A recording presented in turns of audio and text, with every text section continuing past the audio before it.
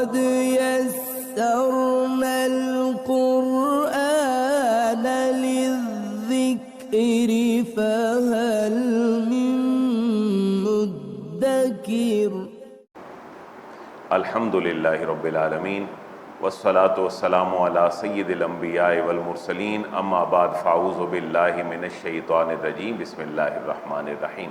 قابل سعادت احترام سورۃ الدہر کی 6 آیات مبارکہ ہم نے پڑھی تھیں۔ جو دوست احباب اس سیشن میں نہیں تھے ان کے لیے اس کے تعارفی چند کلمات کہ دہر کا معنی زمانہ ہے اور اس صورت کا نام دہر ہے۔ اس میں انسان کی جو حقیقت ہے اس کی طرف اشارہ کیا گیا ہے۔ اس کا ایک اور نام سورۃ الانسان بھی ہے، اور دہر اور انسان یہ دونوں لفظ اس سورہ مبارکہ کی پہلی آیت میں موجود ہیں۔ اس کا مرکزی موضوع ایمان بالآخرت ہے۔ جو لوگ مرنے کے بعد دوبارہ اٹھنے اور اللہ کے حضور جزا اور سزا پانے کے منکر تھے، حقیقتاً ان کے موقف کو رد کیا گیا۔ اس کی 31 آیات ہیں اور یہ 2 رکوعات کے اوپر مشتمل ہے۔ ابتدائی 6 آیات میں اس بات کی طرف اشارہ تھا کہ اے حضرت انسان، مرنے کے بعد دوبارہ اٹھنا جو تو محال سمجھتا ہے، تو یہ بھی تو ذرا غور کر کے تو پہلے کوئی چیز بھی نہیں تھا، تو ایک نطفہ تھا، مرد اور عورت کے ملاپ سے تو پیدا ہوا، تجھے اللہ تعالیٰ نے سماعت اور بصارت دی، سننے اور دیکھنے کی صلاحیت، پھر تجھے دونوں راستے دکھا دیے، یہ ہدایت کا ہے اور یہ گمراہی کا ہے۔ جو ہدایت کے راستے پر چلے گا وہ جنت میں جائے گا، اور جو برے راستے کے اوپر چلے گا وہ جہنم کی طرف جائے گا۔ اب جو آج کی آیات ہیں، آیت نمبر 7 سے لے کر آیت نمبر 22 تک، یہاں ایک رکوع پورا ہو جاتا ہے، اور اگر ہم پڑھ سکے تو یہ انشاءاللہ ہم تقریباً پورا پڑھنے کی کوشش کریں گے۔ یہ پورا پہلا رکوع مکمل ہوتا ہے اور ایک موضوع بھی یہاں جا کر ختم ہو جاتا ہے۔ اس کا مرکزی موضوع جو آج کی آیات ہیں وہ یہ ہے کہ جنتی جب جنت میں جائیں گے تو ان کے کون کون سے اعمال ان کو جنت میں لے جائیں گے۔ ویسے تو بہت ساری چیزیں ہیں، لیکن یہاں پر جن چیزوں کا ذکر ہے ان کا ذکر کیا جا رہا ہے۔ سب سے پہلی بات، وہ جب نظر مانتے تھے تو اللہ کے نام کی مانتے تھے اور پھر اس کو پورا کرتے تھے۔ سورت مکی ہے اور اس کی طرف جو ہے وہ اشارہ ہے کہ ہر قسم کی نظر جو ہے وہ اللہ کے نام کی مانی جائے۔ ہمیں اس چیز کا بڑا خیال رکھنا چاہیے اور بہت احتیاط کرنی چاہیے کہ نظر کیسے ماننی ہے۔ نظر کسی ایسی عبادت کو، کسی ایسے اچھے کام کو اپنے اوپر لازم کر لینا ہے جو شریعت نے لازم نہیں کیا۔ 2 باتیں ہیں جو نظر کے اندر ہمیں مد نظر رکھنی چاہیے۔ نظر ماننا، نون زال اور رے، نظر ماننا ایک ایسا اچھا کام ہونا چاہیے کہ جو لازم نہیں ہے لیکن بندہ خود کے اوپر لازم کر لے، کام بھی اچھا ہو اور شریعت نے لازم نہ کیا ہو، جیسے 100 بندوں کو کھانا کھلانا یا ایک پوری دیگ پکا کے غریبوں کو کھلانا۔ اب دیگ پکانا کھلانا یہ جائز کام ہے، لہذا کسی جائز کام کو اپنے اوپر کنڈیشنلائز کر دینا کہ اللہ اگر تو نے مجھے بیٹا دے دیا، میرا بچہ امتحان میں کامیاب ہو گیا، میں تیرے راستے میں 100 بندوں کو کھانا کھلاؤں گا۔ اب بندوں کو کھانا کھلانا شرعاً جائز ہے، شریعت نے بچے کے پاس ہونے پر اس بندے کے اوپر کھانا کھلانا لازم نہیں کیا، اس نے خود کر لیا، اس کو نظر کہتے ہیں، اور یہ خالصتاً اللہ کے نام کی ہونی چاہیے۔ کسی بھی مخلوق کے، کسی فرد کے نام کی نظر ماننا یہ ٹھیک نہیں ہے۔ نظر صرف اللہ کے نام کی ماننی چاہیے۔ اللہ تو مجھے اولاد دے دے، میری یہ پریشانی دور کر دے، میں تیرے راستے میں غرباء کو کھانا کھلاؤں گا، یہ نظر ہے۔ تو جو جنتی لوگ ہیں ان کی پہلی صفت یہ بیان ہو رہی ہے، یوفون بالنذر۔ یوفون وفا سے نکلا ہے، وفا اسی سے نکلا ہے، اس کو وربلائز کر دیا گیا۔ یوفون وہ پوری کرتے ہیں، بالنذر اپنی منتوں کو یہ لوگ پورا کرتے تھے، مانتے بھی اللہ کے نام کی تھے۔ اور جہاں پر حج کا ذکر ہے کہ لوگ حج کرنے جاتے ہیں، وہاں اہل ایمان کی یہ صفت بیان ہوئی ہے کہ وہ جب مینا، عرفات، مزدلفہ اور حرم میں جاتے ہیں تو اللہ کے نام کی نظر مانتے ہیں اور اپنی نظروں کو پورا کرتے ہیں۔ اس لیے نظر ماننا اسلام میں جائز ہے اور اس کی کوئی جو ہے وہ برائی اس میں نہیں۔ وَيَخَافُونَ يَوْمًا كَانَ شَرُّهُ مُسْتَطِيرًا۔ وَيَخَافُونَ، اور وہ جو جنتی لوگ ہیں ان کو جنت میں لے جانے والے اعمال میں سے دوسرا عمل یہ ہے، وَيَخَافُونَ، وہ خوف رکھتے ہیں، وہ ڈرتے ہیں، یومن، اس دن سے، کان شرہ، جس کا شر ہوگا، مستطیرا، ہر جانب پھیلا ہوا، جس کا شر ہر جانب پھیلا ہوا ہوگا۔ ظاہر ہے جب قیامت کا دن ہوگا تو ہر بندے کو نفسا نفسی ہوگی، ہر بندہ اپنے بچاؤ کے چکر میں ہوگا، تو اس دن کی جو ہولناکی ہے اس کو شرہ مستطیرہ سے تعبیر کیا گیا ہے۔ اور تیسری اہل جنت کی صفت کیا ہے جو ان کو جنت میں لے جائے گی؟ وَيُطْعِمُونَ الطَّعَامَ عَلَىٰ حُبِّهِ مِسْكِينًا وَيَتِيمًا وَأَسِيرًا۔ وَيُطْعِمُونَ الطَّعَامَ، یہ لوگ کھانا کھلاتے ہیں، عَلَىٰ حُبِّهِ، اللہ تعالیٰ کی محبت کی بنا پر، مسکیناً، مسکین کو، وَيَتِيمًا، اور یتیم کو، وَأَسِيرًا، اور قیدی کو۔ تو یہ کھانا کھلانے کی جو اہمیت ہے وہ قرآن کی اس آیت سے ہمارے سامنے آتی ہے۔ اور جو کھانا کھلانا ہے اس کے بارے میں حدیث مبارکہ بھی ہیں۔ آقا دو جہاں علیہ الصلوۃ والسلام سے پوچھا گیا اسلام کے چند اچھے اعمال آپ بتلائیے کون سے ہیں، تو آپ نے فرمایا کہ اطعام الطعام، کھانا کھلانا، وتقرأ السلام، اور سلام کہنا ہر اس بندے کو جس کو تم جانتے ہو یا نہیں جانتے، سلام کرنا اور کھانا کھلانا، یہ دو اسلام کے بڑے اچھے کانٹینٹ ہیں۔ تو یہ اہل جنت جو ہیں یہ کھانا کھلاتے ہیں اللہ کی محبت میں۔ علی حبہ کے دو مفہوم ہیں، کھانے کے ساتھ اور مال کے ساتھ انتہائی محبت کرنے کے باوجود بھی وہ اللہ کے بندوں کو کھلاتے ہیں۔ اور دوسرا ہے علی حبہ کا جو مرجع ہے یہ اللہ کی ذات بھی ہو سکتی ہے، بعض مفسرین نے اس طرف اشارہ کیا، جو کھانا کھلاتے ہیں علی حبہ، اللہ کی محبت میں، مسکینا و یتیما و اسیرا، مسکین کو بھی، یتیم کو بھی، و اسیرا، اور قیدی کو بھی۔ یہاں ایک بات اور ذہن میں رکھیے گا، مسلمان کو کھانا کھلانا ہی نیکی ہے یا کافر کو کھانا کھلانا بھی نیکی ہے؟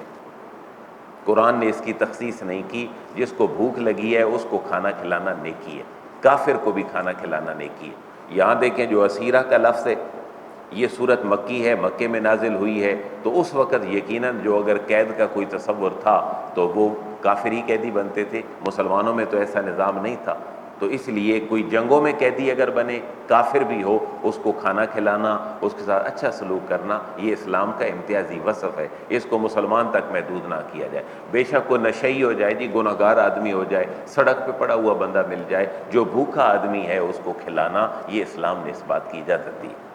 انما نطعمکم لوجہ اللہ، وہ جو کھانا کھلانے والے لوگ ہیں یہ جب کھانا کھلاتے ہیں لوگوں کو تو ان کی نیت کیا ہوتی ہے؟ وہ کہتے ہیں انما نطعمکم، دراصل نطعمکم، ہم تمہیں کھلاتے ہیں۔ یہ وہ لوگ ہیں جو لوگوں کو کھانا کھلاتے ہیں، ان کا موقف کیا ہوتا ہے؟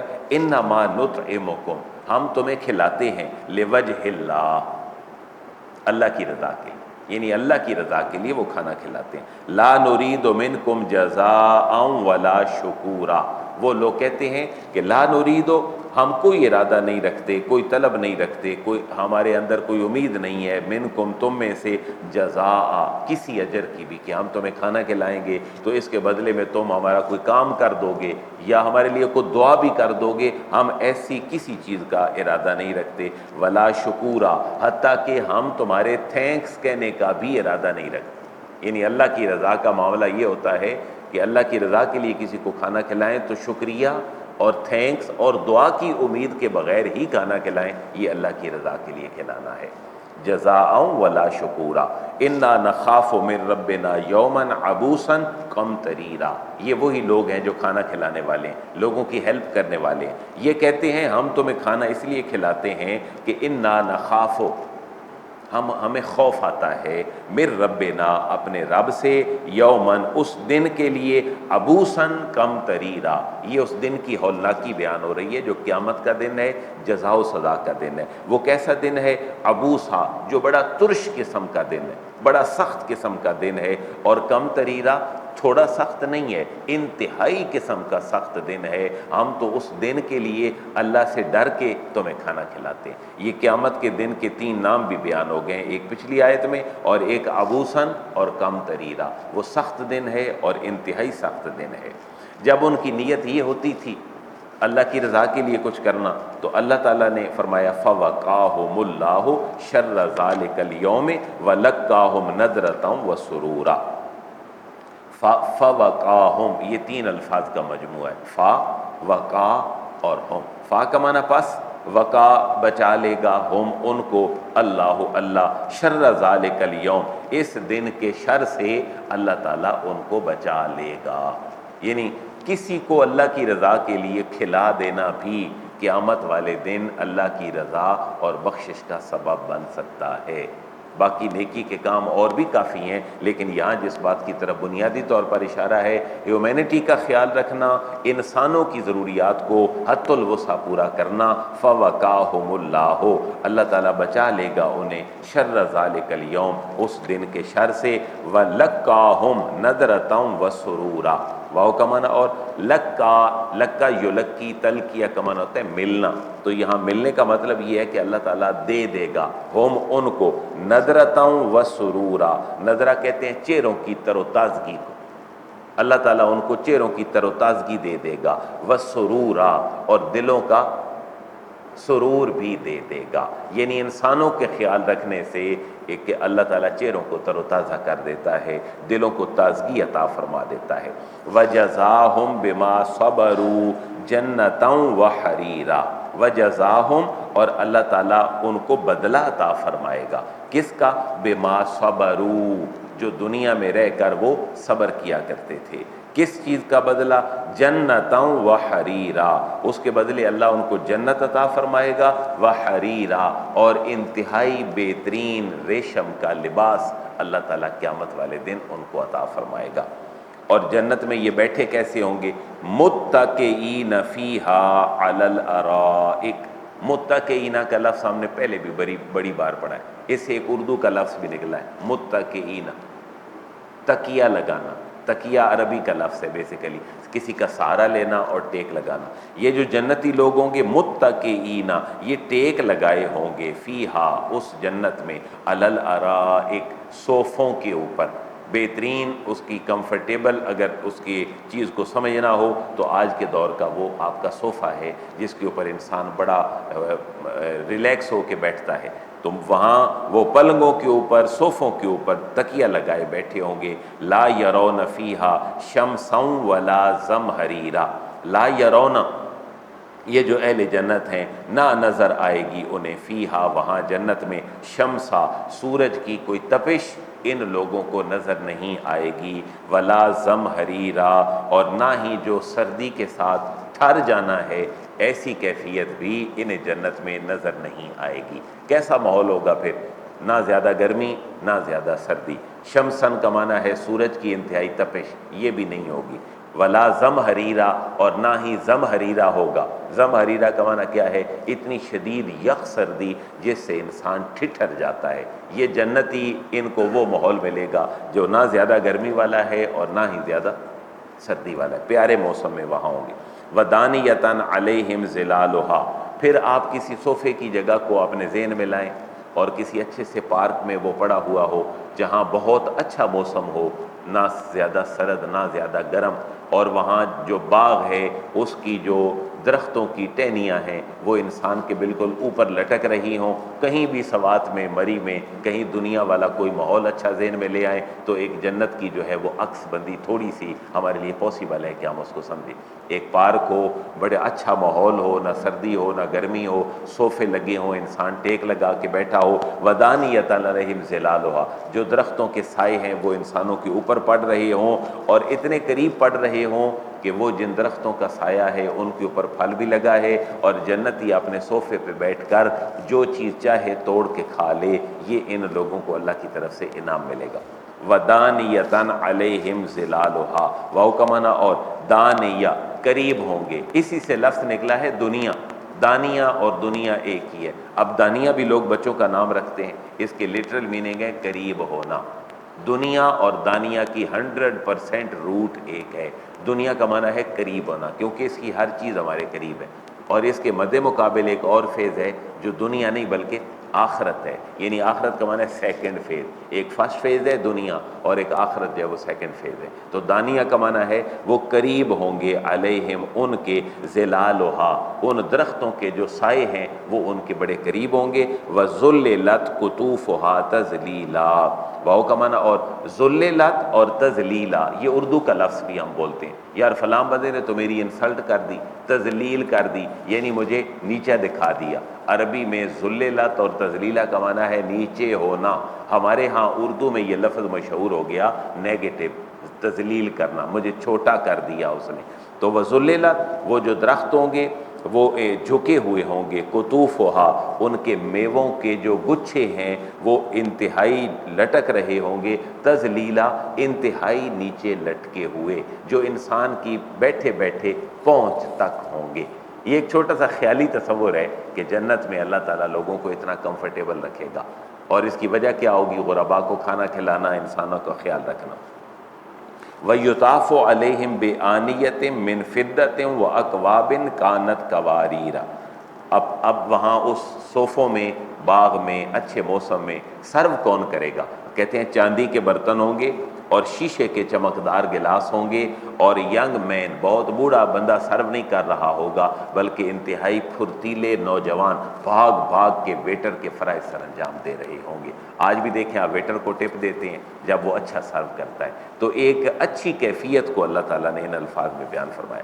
وَيُطَافُ عَلَيْهِمْ بِآنِيَةٍ، واو کا معنی اور یطاف گردش میں ہوں گے، اسی سے نکلا ہے خانہ کعبہ کا طواف کرنا، تو طواف اور یطاف یہ ایک ہی معنی میں۔ وَيُطَافُ اور گردش میں رہیں گے، بار بار آتے رہیں گے، علیہم ان جنتیوں کے سامنے، بے آنیہ برتن، من فضۃ چاندی کے برتن بار بار آتے رہیں گے۔ جیسے ویٹر نیا گلاس لے کے آتا ہے، آپ کہتے ہیں اس کو ذرا گلاس صاف کر کے لائیں اور چمچ تازہ لے آئیں، یہ کیفیت ہے کہ چاندی کے جو برتن ہیں وہ ان کے سامنے گردش میں ہوں گے، وَأَكْوَابٍ اور شیشے کے، کانت قواریر، وَأَكْوَابٍ کوب کی جمع ہے، کوب پیالے کو کہتے ہیں، گلاس کو آپ معنی لے سکتے ہیں، کوب کی جمع اکواب ہے، اور وہاں گلاس ہوں گے کانت قواریرا جو شیشے کے ہوں گے اور انتہائی چمکدار ہوں گے، قواریرا من فضۃ قدروہا تقدیرا، اور شیشے بھی وہ قواریرا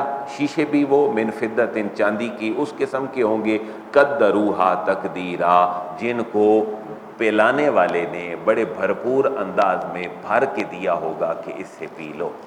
آج بھی دیکھیں گلاس بہت کنوں کن بھرا ہوا ہو تو بندہ کہتا ہے یار یہ کو پینے کے قابل ہے۔ انسان جب بھی کوئی چیز پینے کی ڈالتا ہے تو اس کو فل نہیں بھرتا، وہ آدھا نہیں ہوتا بلکہ مناسب بھرا ہوتا ہے۔ یعنی یہ جو جنتیوں کو شیشے کے کوبوں اور پیالوں میں سرو کی جائے گی اللہ کی نعمتیں، وہ فل بھرے ہوئے بھی نہیں ہوں گے، قدروہا تقدیرا ان کو بڑے اندازے سے بھرا ہوا ہوگا۔ وَيُسْقَوْنَ فِيهَا كَأْسًا كَانَ مِزَاجُهَا زَنْجَبِيلًا، وَيُسْقَوْنَ اور انہیں پلایا جائے گا، وہ پلائے جائیں گے، فیہا وہاں، کأسن ایک ایسے جام، کان مزاجہا کہ جن کے اندر آمیزش ہوگی، زنجبیلا زنجبیل کی جو سونڈ ہے اس کی کیفیت کی، جو ادرک کی کیفیت ہے، یہ کیفیت جو ہے وہ ان کے مشروبات میں ان کو پلائی جائے گی۔ تو زنجبیلا کا لفظ بھی باقاعدہ قرآن نے ذکر کیا، عینن فیہا تسمی سلسبیلا، یہ جو زنجبیل ہے یہ کیا ہے؟ عینا، یہ بھی ایک چشمہ ہے، پہلے بھی ایک چشمے کا ذکر اسی صورت میں گزرا، یہ ایک چشمہ ہے، فیہا اس جنت میں، تسمی سلسبیلا جس کو نام کیا دیا گیا ہے؟ سلسبیلا، یعنی جنت کے چشموں میں ایک چشمہ ایسا بھی ہے کہ جس کو سلسبیلا کا نام دیا گیا ہے۔ یہ انشاءاللہ اگلی آیات ہم اگلے درس میں رکھتے ہیں کیونکہ لمبی آیات ہیں اور تھوڑی مزید آگے جگہ جو ہے وہ باقی ہے۔ تو یہ اہل جنت کو دی جانے والی اللہ کی نعمتیں ہیں جن کا ایک نقشہ کھینچا گیا ہے۔ اب یہ چیزیں دنیا میں تو امیر آدمی کو ملتی ہیں، اس کو میسر ہوتی ہیں، لیکن ایک آدمی غریب، ایک ماڑے حال کا بھی ہو، اللہ رسول کے احکامات کی تابعداری کرنے والا ہو، یہ چیزیں اللہ تعالیٰ اس کو بھی جنت کے اندر عطا فرما دے گا۔ اللہ ہمیں نیک اعمال کی توفیق عطا فرمائے اور ان نعمتوں کا اللہ تعالیٰ ہمیں بھی ایک حصہ نصیب فرمائے۔ وما علیہ الا البلاغ۔